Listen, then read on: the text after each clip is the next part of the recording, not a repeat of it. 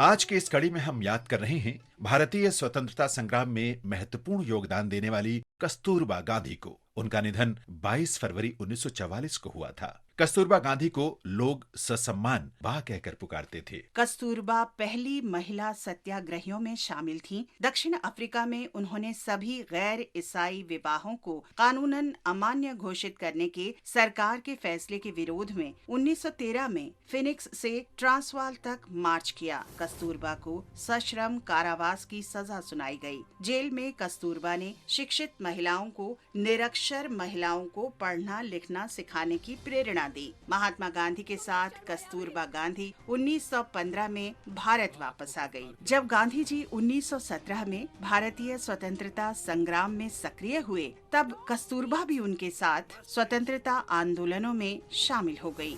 स्वाधीनता संघर्ष के लिए कस्तूरबा की प्रतिबद्धता केवल गांधी जी के समर्थन तक ही सीमित नहीं थी, बल्कि वे स्वतंत्रता आंदोलन से गंभीरता के साथ जुड़ी थीं। उन्होंने देश भर में नागरिक कार्यों और विरोध प्रदर्शनों में हिस्सा लिया। 1917 में सत्याग्रह के दौरान कस्तूरबा ने बिहार के चंपारण में महिला कल्याण के लिए कार्य किया। 1922 में उन्होंने गुजरात के बोरसाड़ में सत्याग्रह आंदोलन में भाग लिया। कस्तूरबा को कई बार गिरफ्तार किया गया और जेल भेजा गया। 1939 में उन्होंने राजकोट की महिलाओं के विशेष आग्रह के बाद ब्रिटिश शासन के विरुद्ध आंदोलन में भाग लिया। कस्तूरबा को दोबारा गिरफ्तार कर लिया गया और 1 महीने के लिए एकांत कोठरी में बंदी बनाए रखा। भारत छोड़ो आंदोलन के दौरान जब गांधी जी को गिरफ्तार कर लिया गया, तो उन्होंने अपने स्थान पर कस्तूरबा को मुंबई के शिवाजी पार्क में जनसभा को संबोधित करने के लिए कहा। गिरफ्तारी का आभास होने पर कस्तूरबा ने सुशीला नायर को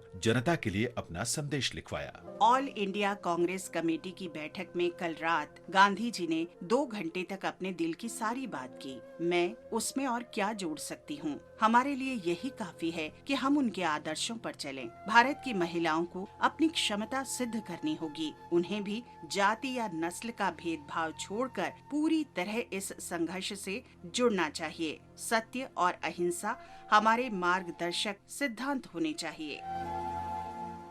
बैठक के लिए जाते समय कस्तूरबा को रास्ते में ही रोक लिया गया और मुंबई की आर्थर रोड जेल भेज दिया गया। जेल की जिस कोठरी में कस्तूरबा को रखा गया वो बहुत गंदी थी, इसीलिए वे बीमार हो गईं। कुछ दिन बाद उन्हें पुणे के आगा खां पैलेस भेज दिया गया, जहां गांधी जी को हिरासत में रखा गया था। ये उनकी आखिरी कैद साबित हुई, क्योंकि इसी दौरान उनका निधन हो गया। भारत की इस महान विभूति को हमारा शत शत नमन।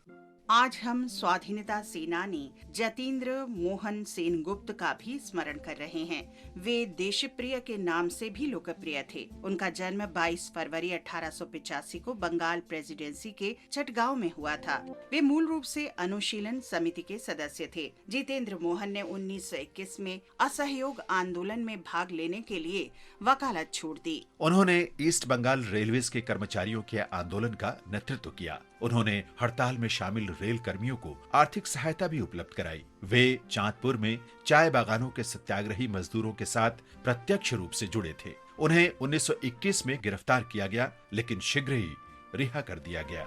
देशबंधु चित्तरंजन दास के बाद जतींद्र बंगाल प्रांतीय कांग्रेस कमेटी के अध्यक्ष बने। वे 1925 में कलकत्ता निगम के महापौर भी रहे और 1926 में बंगाल विधान परिषद के लिए निर्वाचित हुए। फरवरी 1930 में जतींद्र बर्मा गए और रंगून में जनसभा को संबोधित किया। भीड़ को ब्रिटिश सरकार के विरुद्ध उकसाने और बर्मा को भारत से अलग करने के विरोध के आरोप में जतींद्र को 14 मार्च 1930 को गिरफ्तार कर लिया गया। उन्हें रंगून में पुलिस हिरासत में भेज दिया गया। जतींद्र पर मुकदमा चला, लेकिन बाद में उन्हें बरी कर दिया गया। इसके उपरांत वे सविनय अवज्ञा आंदोलन में भाग लेने के लिए कोलकाता लौट आए। अप्रैल 1930 में चटगांव मालखाने पर हमले के बाद वहां के लोगों पर ब्रिटिश पुलिस ने अत्याचार किया। चटगांव के लोगों को न्याय दिलाने के लिए जतेंद्र ने इस कृत्य की अपने स्तर पर जांच आरंभ की। वे गोलमेज सम्मेलन में भाग लेने के लिए अक्टूबर 1930 में लंदन गए और वहां अपनी रिपोर्ट प्रस्तुत की। भारत लौटते समय मुंबई के निकट 20 जनवरी 1932 के दिन उन्हें जहाज से गिरफ्तार कर लिया गया और यरवड़ा जेल भेज दिया गया। जेल में उत्पीड़न और एकांतवास के कारण जतींद्र का स्वास्थ्य बिगड़ने लगा तो उन्हें अलीपुर जेल लाया गया। इसके बाद उन्हें रांची भेज दिया गया। वहां केवल उनकी पत्नी को ही उनसे मिलने की अनुमति दी गई।